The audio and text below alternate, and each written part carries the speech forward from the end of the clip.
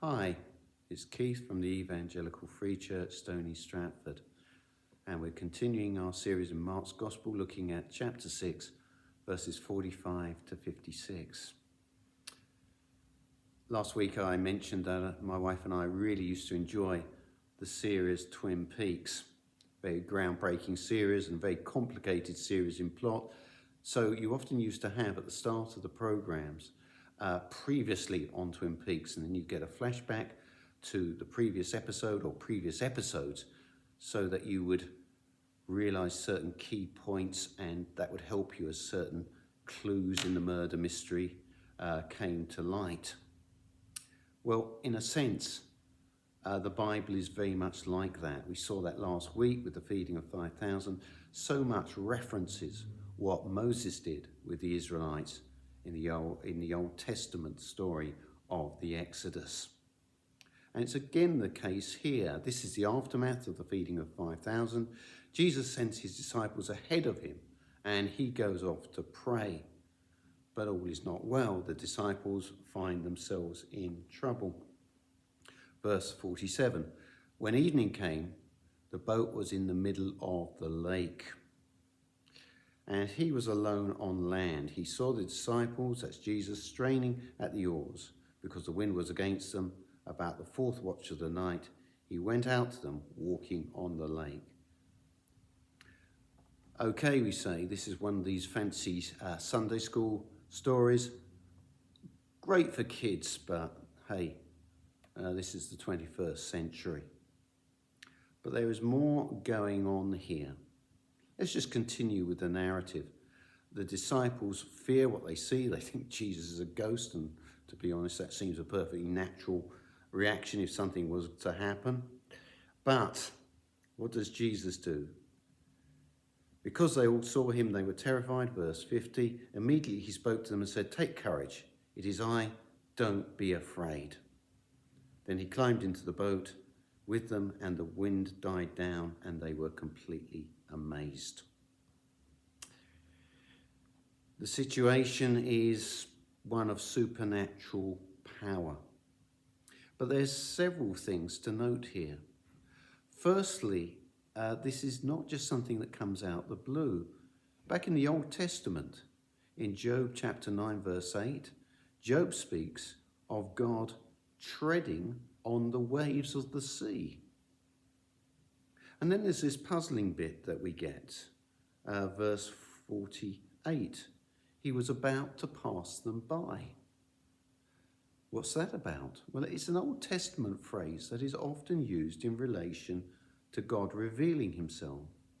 It's the idea of God passing by. There's this picture when Moses is at Sinai and the Lord passes him by so he can see his glory. There are other parts of Scripture where that is stated. And the point is this: the disciples are struggling with what has just happened. Not just this, but the feeding of the 5,000 itself. Verse 52. For they had not understood about the loaves, their hearts were hardened. You see, all these things that we're seeing here, these miracles, they have a bigger meaning. They point to who Jesus is, who provided manna, bread in the wilderness. Well, Moses did that, but he did that because the Lord provided it. Who has control over the weather? Well, they knew their Old Testament. God did. God had control over the weather, whether it rained or whether there was drought. And his disciples are struggling with this concept. Who is this? Who can do these things? But they haven't fully understood. Yet, here's the interesting thing. Whether they believe or not, he comes to people. He comes to his people when they are in difficulty. We see later that when they've crossed over, they land at a place called Gazanat, not quite where they're aiming for. Well, the storm probably had something to do with that. And as soon as they get out the boat, people recognize Jesus. And they ran throughout the whole region, carrying sick on mats to wherever they heard he was. People are keen to meet with Jesus. They begged him to let them touch even the edge of his cloak, and all who touched him were healed. Here again, we've got people with imperfect faith. They don't fully understand who Jesus is. They're like the disciples.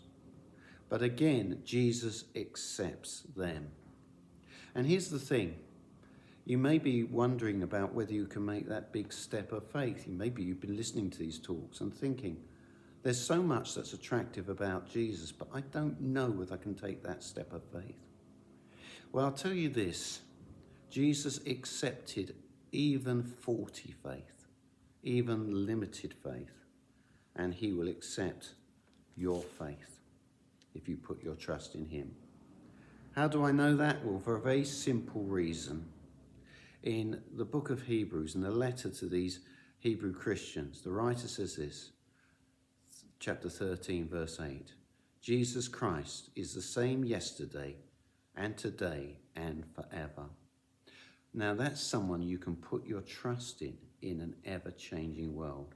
His promises are good enough. And if he promises that he will receive you, you can be sure he will. Put your trust in him. Come to him. Confess your sin. Confess that you put yourself first in your life. I did that many years ago and have never regretted it since. You might like to follow a bit more closely what we're doing. Well, there's some Gospels and Mark which you can pick up from outside the church, or you can phone me.